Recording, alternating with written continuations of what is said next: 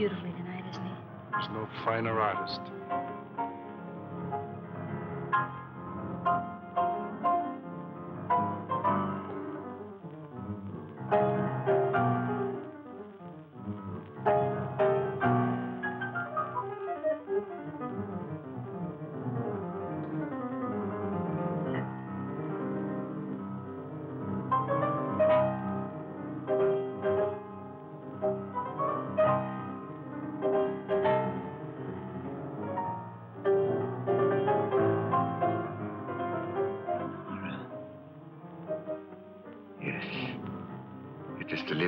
Of her.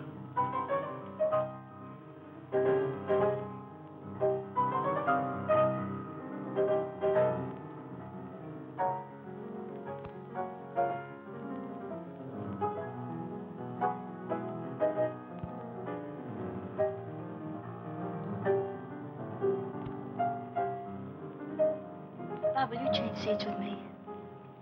Why, of course, dear.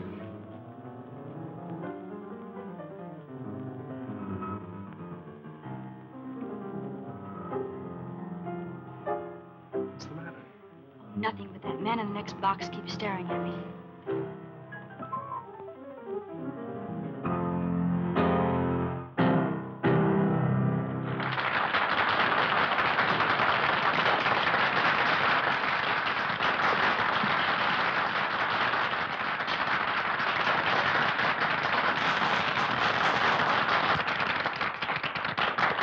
Let's go back and see Dad during the intermission. All right.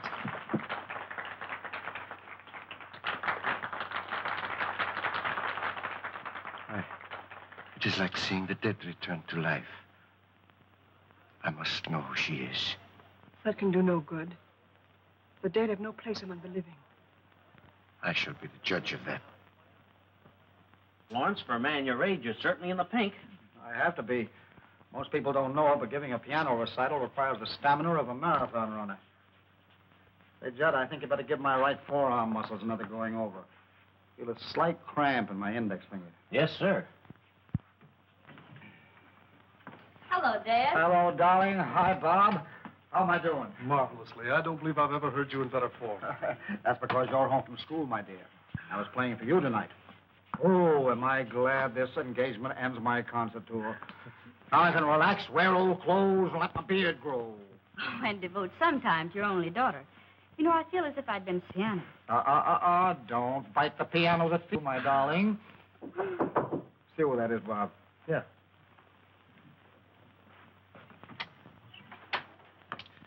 This gentleman would like a minute with Mr. Lawrence. Just a moment. Dr. Igor Markov is waiting to see you. Igor Markov? I don't know the man. I'll tell him to write me for an appointment. No, wait a minute, Bob. I've got a few minutes. Let him come in. My dressing gowns yet?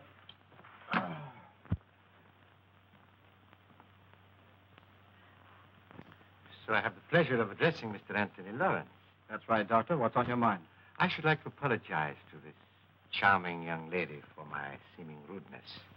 Well, I don't know what you're talking about, but go ahead. This is my daughter, Patricia, Dr. Markov. Please forgive me, young lady, for staring so rudely at you, but I really could not help it.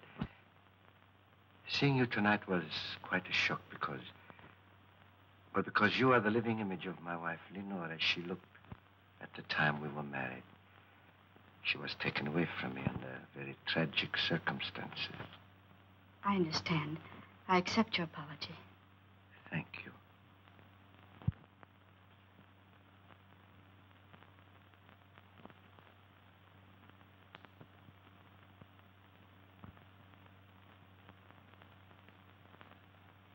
This will always remain an unforgettable moment in my life. Thank you. Auf Wiedersehen.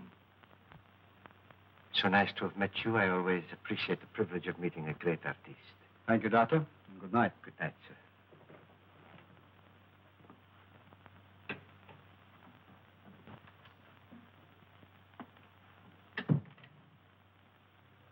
Funny people, these foreigners. Do you suppose Pat really resembles his dear departed, or... Or is right. That cock and bull story was old in Caesar's day.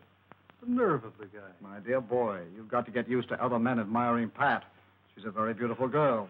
There's a difference between admiring and ogling. By the way he stared at me, he gave me the jitters. You'll find him in the next box, fishy stare and all. Oh, no, I won't. We're going to hear the rest of this concert from backstage. Then I'll have to get your wrap. You left it in the box. Oh, please do. I'll wait for you here. Well, Judd, 5 minutes. We better get ready.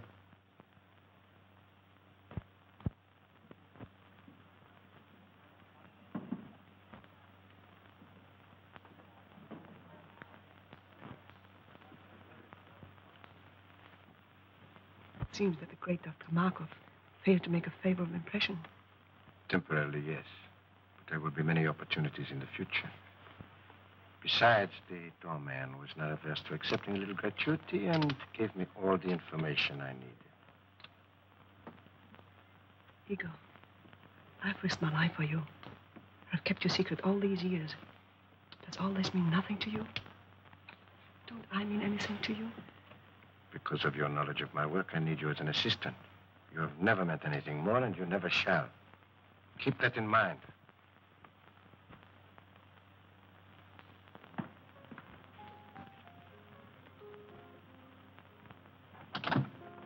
Flowers for Miss Lawrence.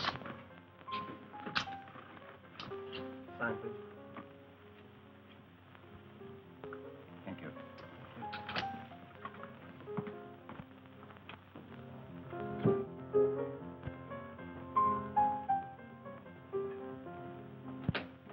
More flowers for you, Miss Lawrence.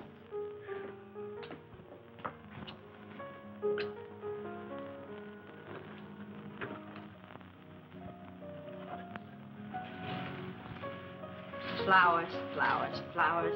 Morning, noon, and night. The man must be crazy. Keeps on, I'll hate the sight of him. Have Williams take those to the children's hospital. Right away, miss.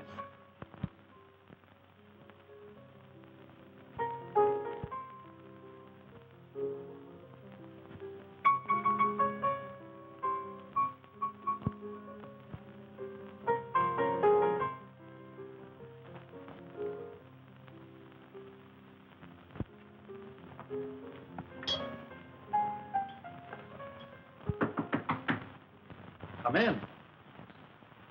Dad, you've just got to make Dr. Markov stop pestering me. First it was flowers 3 times a day, and now he's sending notes with them.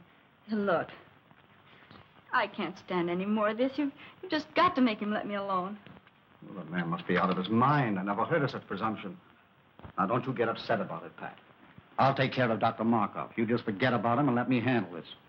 What are you going to do, Dad? I'm going to call on our friend and tell him very plainly that his attentions to you are unwelcome, and him stop them immediately. You be careful, won't you? Careful? What do you mean?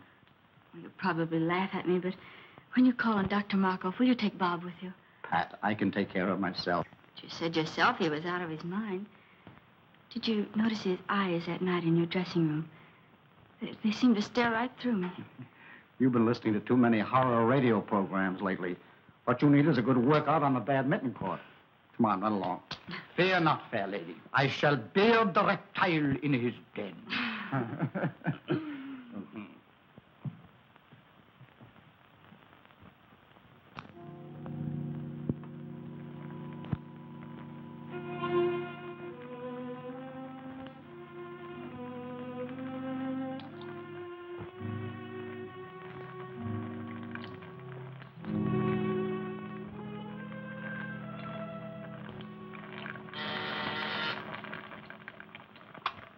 Yes?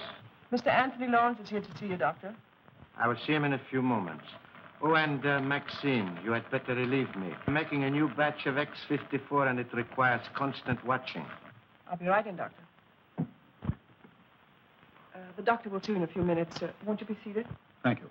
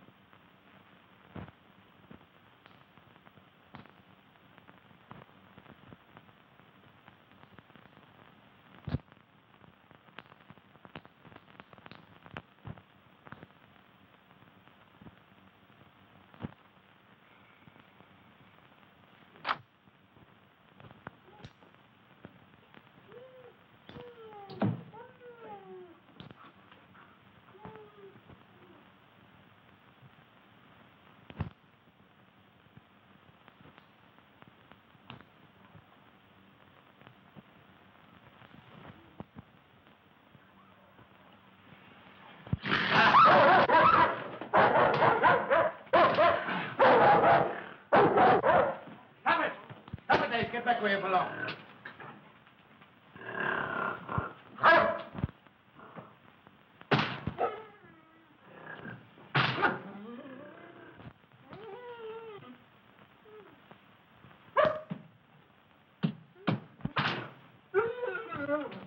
I wish you'd get rid of that brute. He's always hated me, and I'm deathly afraid of him. Oh, don't be a fool. He's perfectly safe in that cage. How could he harm you? It is silly. Besides, he's very essential to my work. Now, when that concentrated pituitary boils dry, turn off all the burners. Add some elixir, place it in 4 cc ampoules, and refrigerate them. Yes, Doctor. Watch it closely. See that it continues to boil, but very slowly. Now I must go and talk to Mr. Lawrence. I cannot leave him waiting any longer.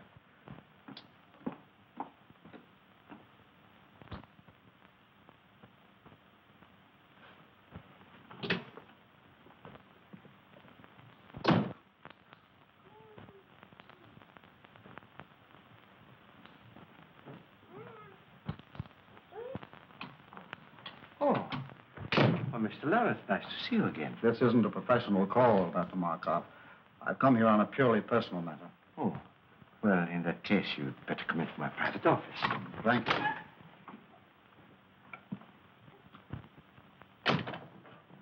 Won't you sit down? I'll remain standing, if you don't mind. Oh, as you wish. I'll get to the point very quickly, Dr. Markov. I've come here in regard to my daughter, Patricia. Ah, yes, a lovely young woman. And that's beside the point. She doesn't welcome your attentions. I'm forced to ask you to stop annoying her. I'm afraid you're being very insulting. Your persistence has left me no other choice. I've already explained my deep interest in your daughter. Perhaps you thought I was lying.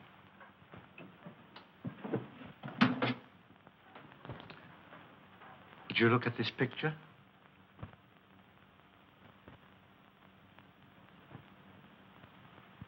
What if there is a resemblance? That doesn't give you the privilege of annoying her. But I am going to marry her. Ma? I'm amazed at your conceit. I'm warning you, Dr. Markov. Unless you stop annoying my daughter, I shall call the police. Stop, not so fast. Let go of me!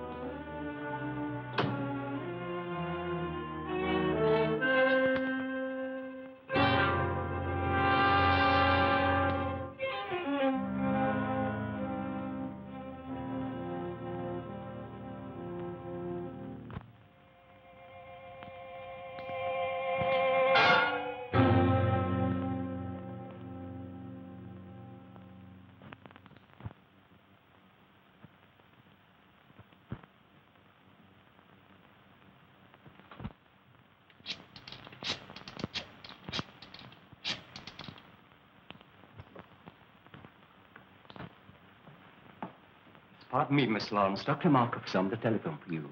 Dr. Markov? Oh, say I'm not in. But he says it's important. He must talk to you concerning your father. My father? I'll talk to him.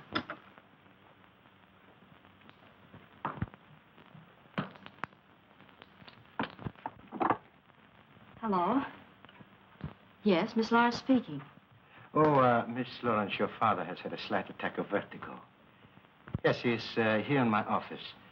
It was probably brought on by overwrought nerves. I was wondering if you had not better come and get him. Is he well? No, not seriously. However, scarcely able to drive his own car. Of course, I could keep him here, or if you wish, I could call an ambulance. Ambulance? Oh, no, I'll be right there. Where is it? 1335 Cliff Drive. Thank you.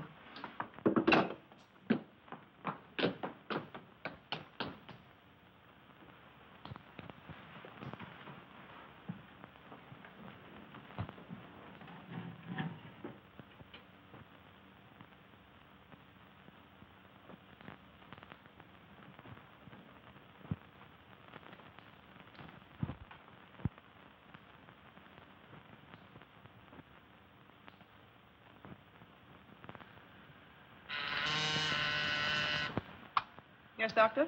Maxine, turn down all the flames to about half. But Dr. Markov, the concentrate is nowhere near dry yet. I know, but it must boil very slowly. All right.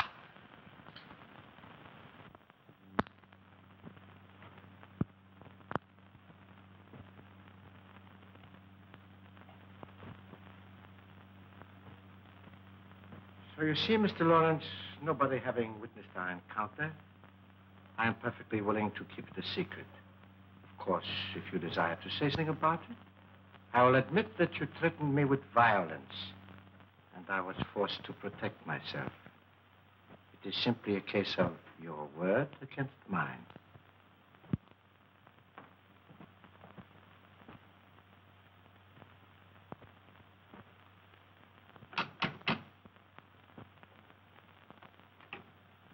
Is this Dr. Markov's residence? Yes.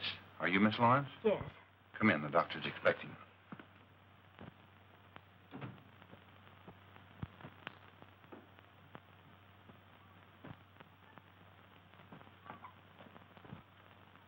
Father, how do you feel? Pat, what are you doing here? Dr. Markov said you were a little indisposed, so I came to drive you home. Are you feeling better now? Yes, much better. You well enough to start? Yes, of course. Steve, help Mr. Lawrence to his car.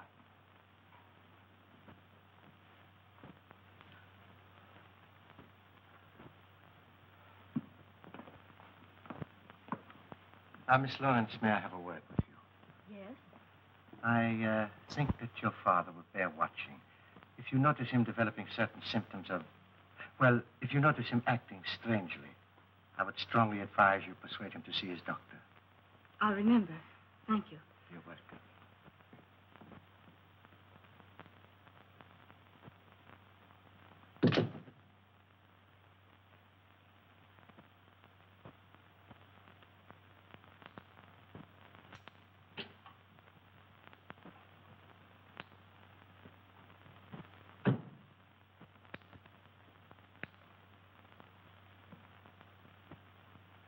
Have you finished?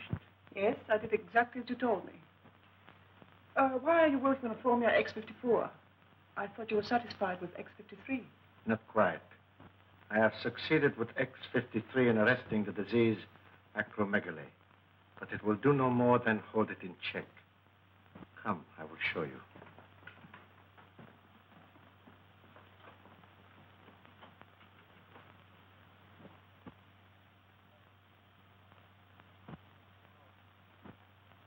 You will recall that after I injected him with the disease, it was allowed to proceed to this stage.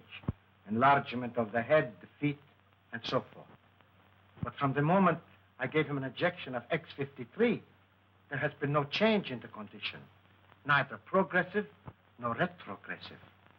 I have every reason to hope that this new formula will prove to be a complete cure for the disease. Think what it will mean to have the power to control a dread disease like acromegaly.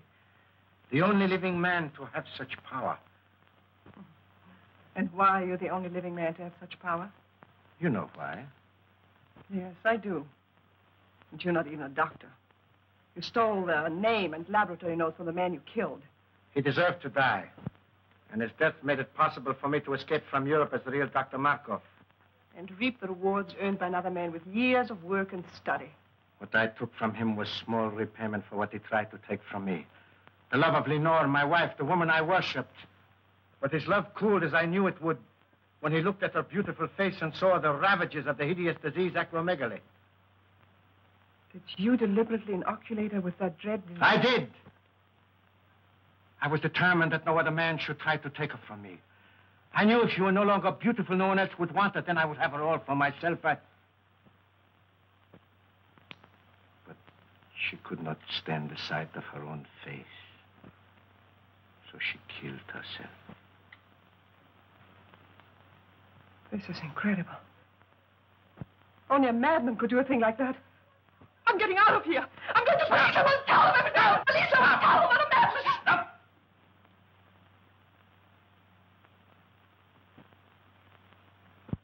You are going no place.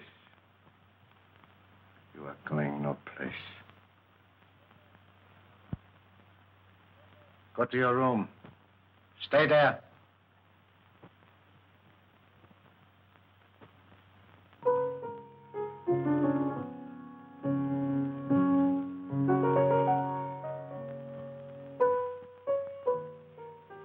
Good to have you back again with us, Bob. Glad to be back once more, Pat. It's no fun being away from you.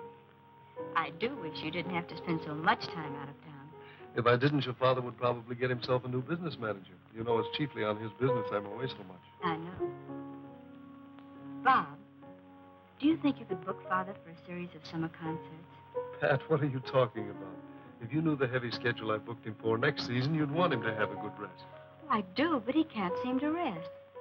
I don't know what's gotten into him. He seems to have so much energy. He just can't seem to work it out. Well, let's hope it keeps up. But it can't, Bob. Do you realize that he's up at 6 every morning? That he walks practically all day long? That I can't get him to go to bed at night? Sometimes I awaken at 2 or 3 in the morning, and he's still playing his piano. That's not normal in a man of his age.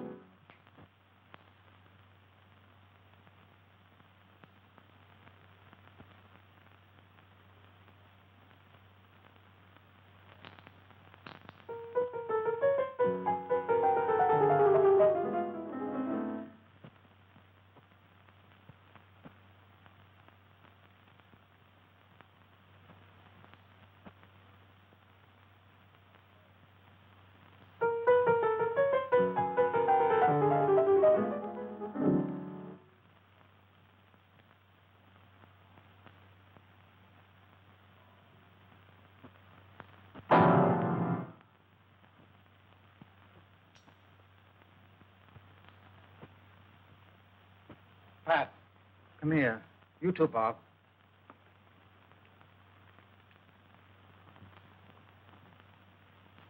Doesn't it look as if my fingers were thicker? Oh, your hands are swollen. Well, the fingers are anyway. Oh, I feel awkward. When did you notice this? The past few days, I felt something coming on. My feet, too, seem enlarged. All my shoes feel tight. Do you suppose you've eaten something that poisoned you? Oh, no. I'd know it if I had. He said if you felt bad, I should persuade you to see a doctor. Who said? Dr. Markov. Markov? When was that? That day you went to see him about a social matter. Oh, rubbish. Why should I see a doctor when I never felt better in my life? Because I want you to, Father. Promise me you'll see Dr. Adams at once.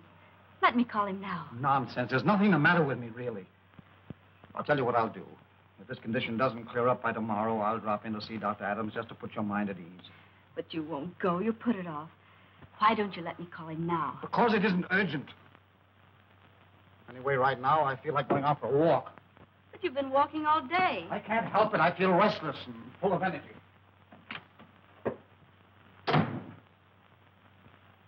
What do you make of it, Bob? Oh, perhaps some minor upset. But I would have him checked over by Dr. Adams.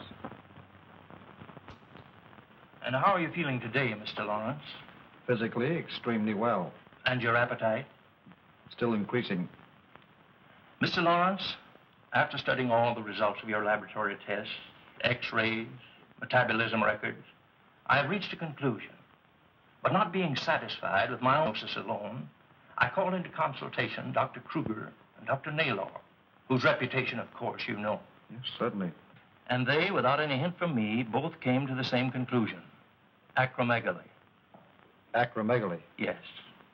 It's a very rare disease, glandular in origin, activated by a defective pituitary. Doctor, can't you tell me in plain English what's wrong with me and how serious it is? I'm trying to tell you. You have a glandular disorder, a disorder of the pituitary gland. A disease so rare that medical science knows little about it as yet. Is it fatal? Fatal? Well, not necessarily. It's a progressive disease, enlarges the extremities. It's accompanied by an increasing amount of energy to a fabulous and dangerous degree. Is it curable?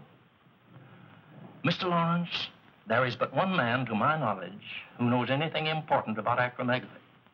He's a specialist in glandular disorders, and I understand has devoted a great deal of research to this particular disease. I urgently suggest that you consult this man, who is in a position to do more for you than any person in the profession. Who is it? Dr. Igor Markov. Dr. Markov? Yes. Do you know him? Yes. Strange you didn't think to consult him. Well, I've just met him socially. I don't know him socially, but his name ranks among the top names in the profession. His reputation is international. So he is, therefore, the man that you should see, Mr. Lawrence. I'd rather not see Dr. Markov. Isn't there anybody else I can consult? No. He's the only man I know that can help you. He has not seen fit as yet to give out his findings or his method of treatment to the profession. So, therefore, if you're to be helped, you must go to him. And there's nothing you can do for me, Dr. Adams? Frankly, Lawrence, nothing effective. Well, thank you for your frankness. You will see him? I'll think it over.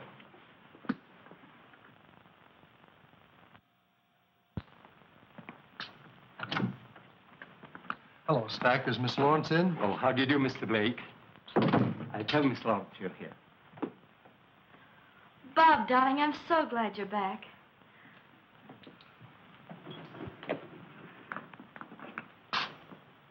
I've only been away 4 weeks. How are you, sweetheart? I'm so worried. About what? About Father. What's he been up to now? Well, that's just it, Bob. I don't know. He's locked himself in his room for weeks. He hasn't allowed anybody in to see him. Stack takes his meals into him, but he has to leave the tray in the music room. He says the door into the bedroom is locked and that Father won't come out until after he's left. Is he in there now? Yes, but the door from the music room into his suite is locked from the inside. He sounds in excellent form. He hasn't touched the piano in weeks.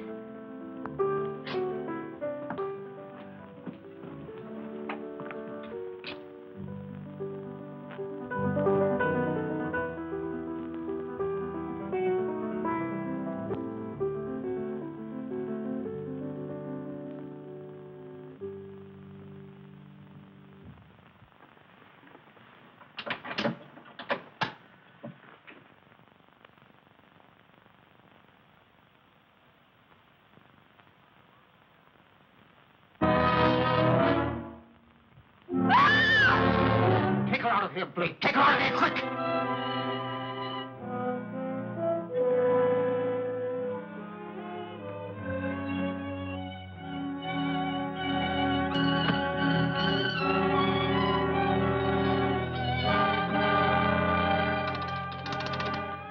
Oh, Stack. Have William bring my car down to the side entrance immediately and leave it there. I'll drive it myself. No.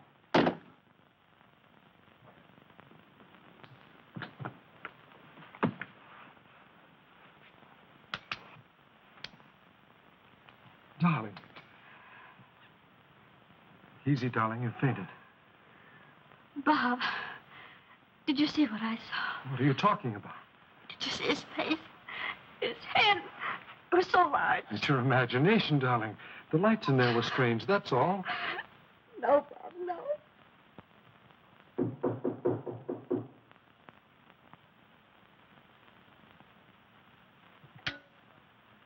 Maxine, see who's in my waiting room. Maxine! Maxine, are you there? Maxine! Maxine! Maxine!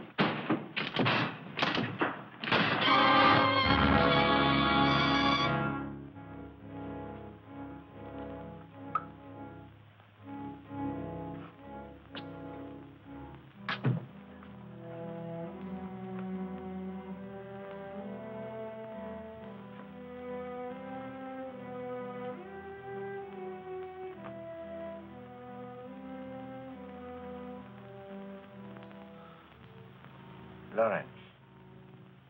Yes, Mark. Weren't you expecting me? You knew I'd have to come to you sooner or later.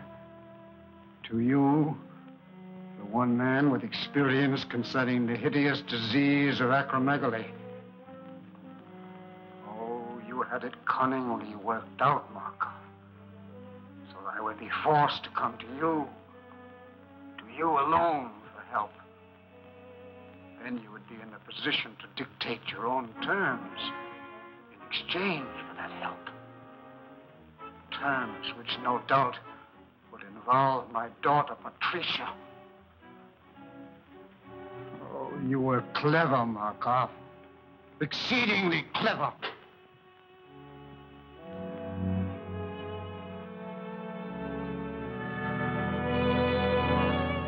As the only man with sufficient knowledge of the disease, not only to alleviate it, but to infect a person with it, you hold a decided advantage.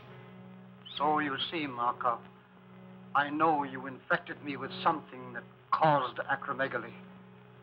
But how you made the disease develop so rapidly, when science has proven that it takes years to reach this stage, I do not know. But you did. And now, Markov, I come to you as you knew I must, to make terms. I've come to make terms. No, Lawrence, you overestimate my control of the disease. I've made an extensive study of it. Yes, that is true. But after all, I am only an apprentice. Yes, the devil's apprentice. Markov, you have set yourself up as a Frankenstein and created a monster. I am that monster. But if you remember, the monster destroyed the man who created him. That is what I'm going to do to you. Destroy you! Good work, Steve. Put him on that chair while I prepare an anesthetic. Kirby began this evening. But I must put my mind at rest. Can't you take my word for it, Pat? I'm sorry, Bob. In this case, I can't.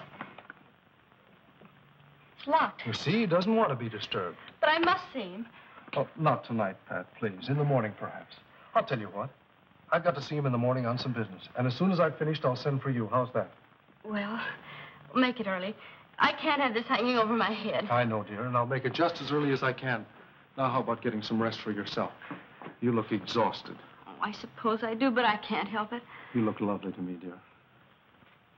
But you do need rest. Now run along.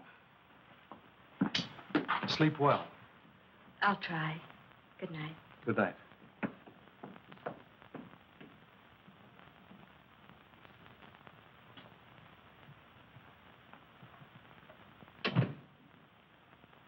Oh, Stack. Stack, have you got a key to the music room? Why, no, sir. Why? Well, it's locked, and I wanted to see Mr. Lawrence. I'm sorry, sir, but he's gone out. Out? Oh, yes, sir. About a half an hour ago. He had his car brought around and then dismissed William. Where did he go, do you know? Not the slightest idea, sir. I didn't see him, but William said he was all muffled up. Oh. Stack, I wish you'd ring me at home when he comes in. Very good, sir. And shall I wait up for him, sir? Well, no. If he comes in soon, you might ring me. Otherwise, go to bed. I'll see him in the morning. Very good, sir. Good night, Stack. Good night, Mr. Blake.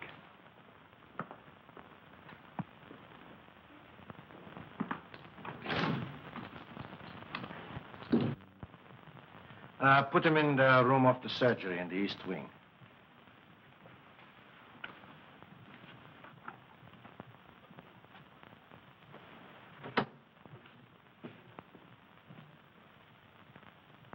How could you be so inhuman as to infect him with that disease in order to bargain for his daughter?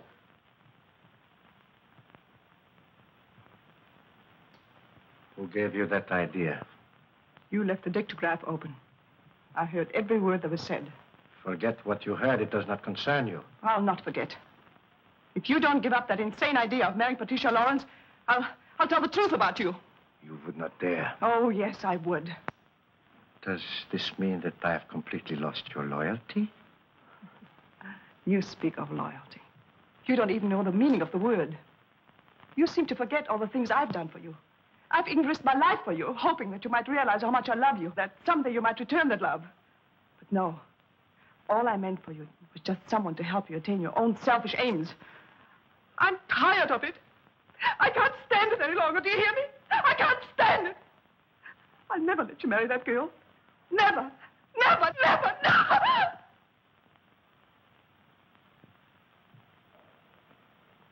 Maxine, you heard nothing. You heard nothing. You heard nothing. Now go to your work.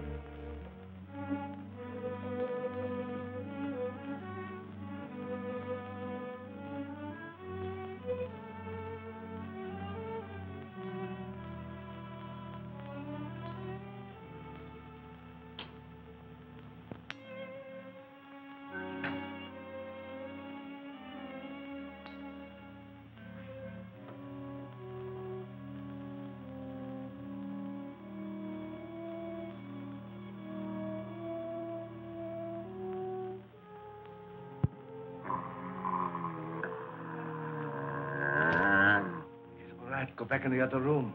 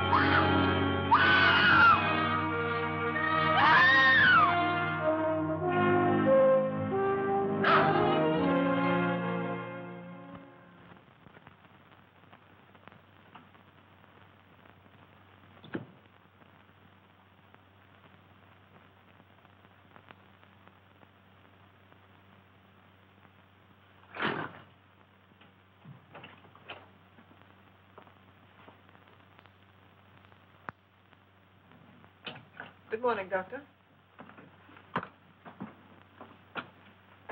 The gorillas' cage was left unlocked last night. No, really? Why, he could have killed somebody.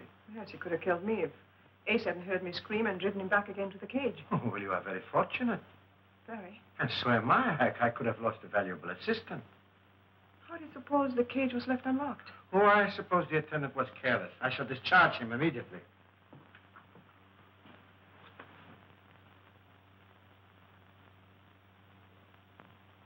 Look, Doctor. It's normal. You've discovered a cure. Oh, Maxine, it is marvelous. Maxine, this is great. Do you know what it means? It means that I can ask my own price. I can... Yes. Oh, by the way, Maxine, I have a special prescription I want filled at Handcuff and Groves. You will go and see to it yourself personally.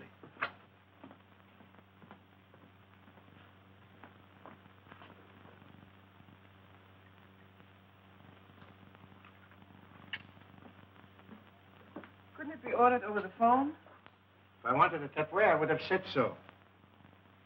Very well.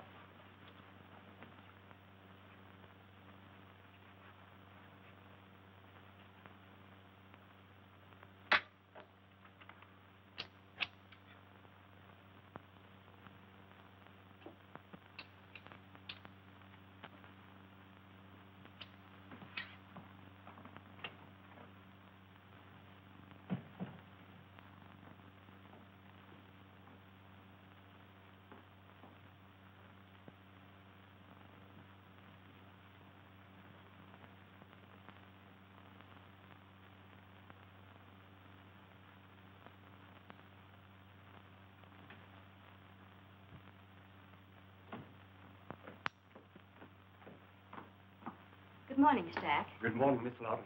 Have you taken my father's breakfast into him yet? No, I haven't. You haven't? Why not? Well, as a matter of fact, your father isn't in. Isn't in?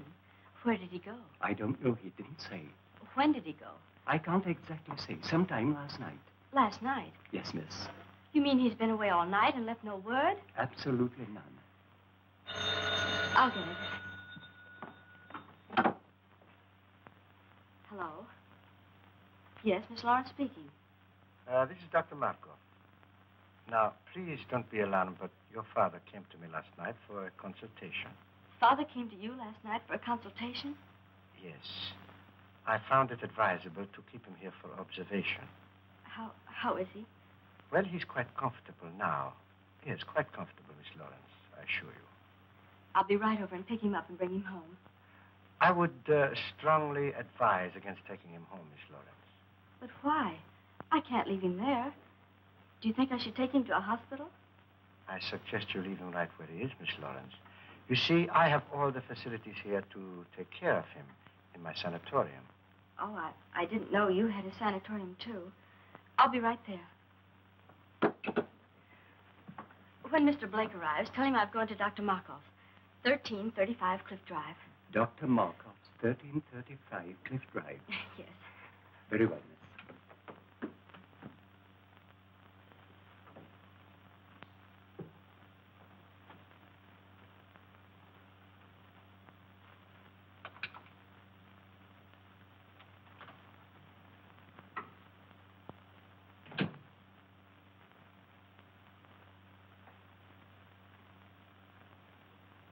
Lawrence, I want you to try hard to understand what I'm saying.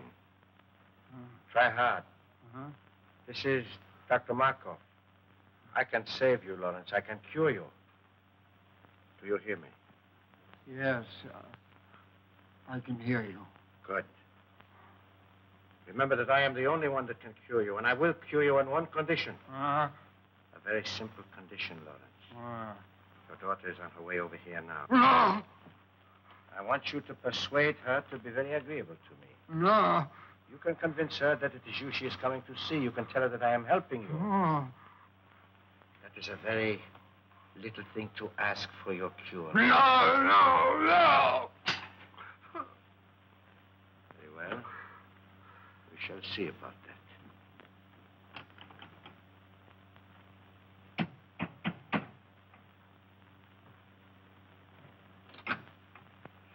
Dr. Markov, please. Come in. Dr. Markov wants you to wait in there.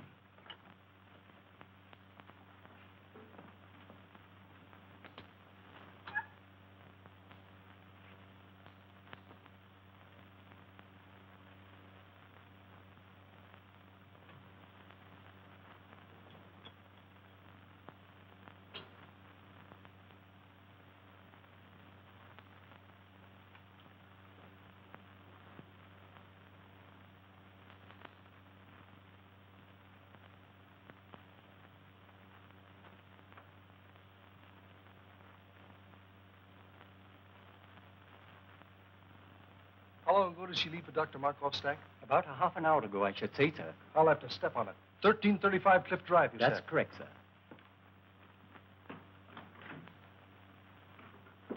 I do not have to cure you, Lawrence, because nobody knows I have discovered the cure.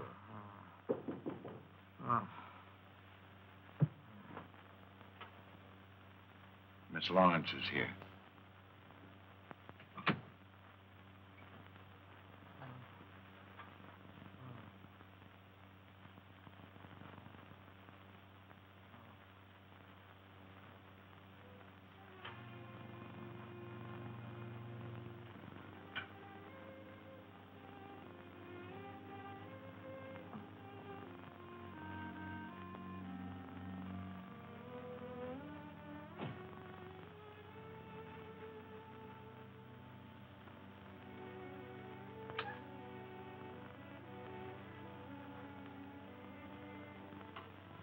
Miss Lawrence. Oh, it is a great pleasure seeing you again.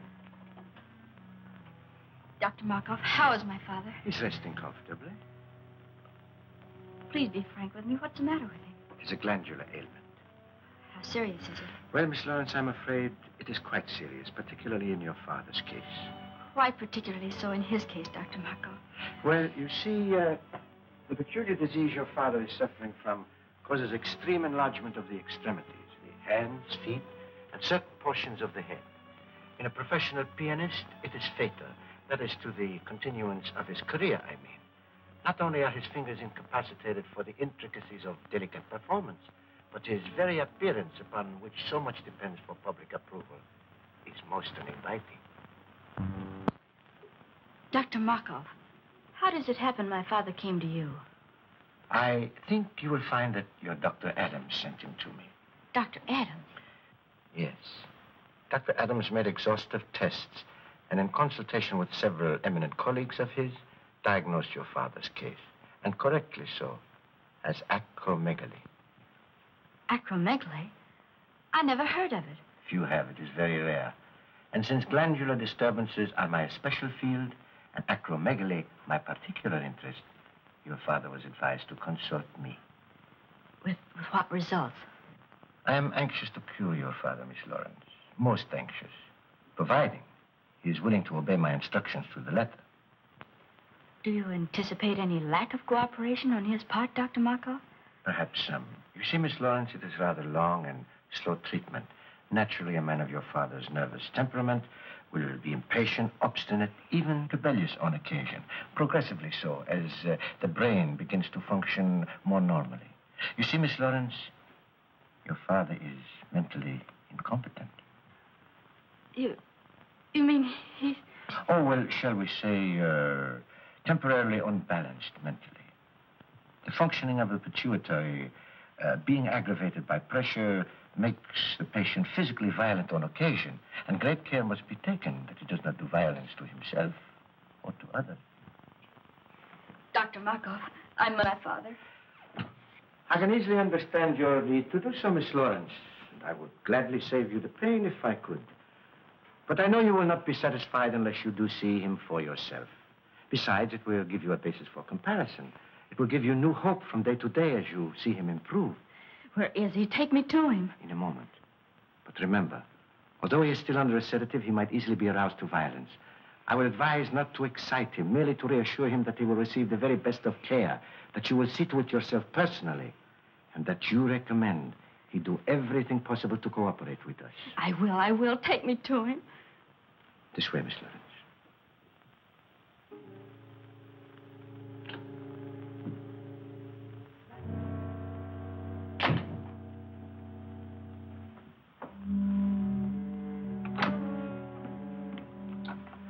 You know what to do.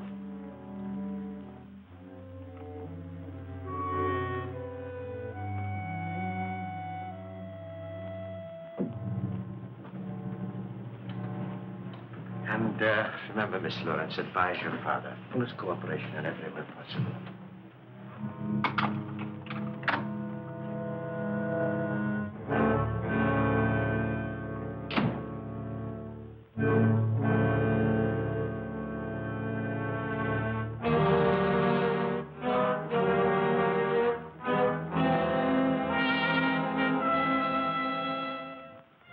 How ghastly.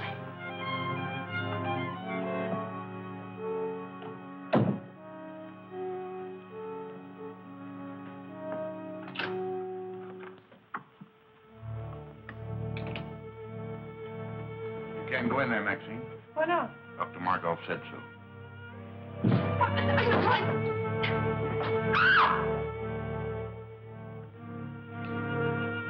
Father, speak to me. It's Pat. Father, speak to me. It's Pat. It's Patricia, Father. I'm here. Pat. You're going to be all right. Dr. Markov said so. Markov. Yes. He's going to cure you, he and I. Markov. Markov. No, no. Markov. Markov. No, no. Dr. Markov, why is he strapped down? To prevent his doing violence to himself or to others, Miss Lawrence. Take them off. Take them off, do you hear? Well, that would be very dangerous. Take them off, I say. Take them off at once.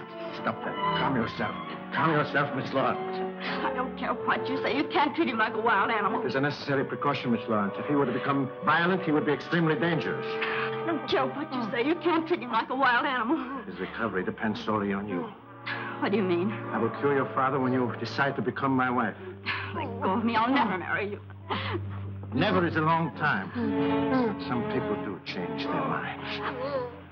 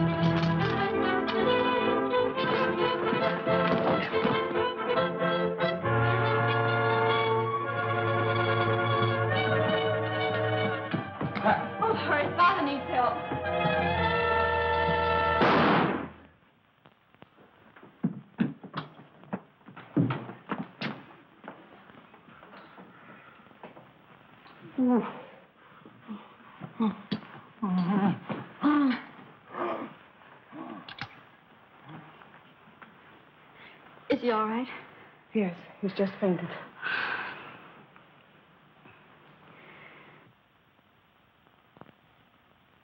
Dr. Markov was the only man who could cure Dad. With him dead, there's not much hope left. Oh, yes, there is, Miss Lawrence. I'm familiar with the serum Dr. Markov has perfected for the cure. He has been using it to bargain with your father for you. He'll be all right. It might take a little while, but he'll be all right. Thank you.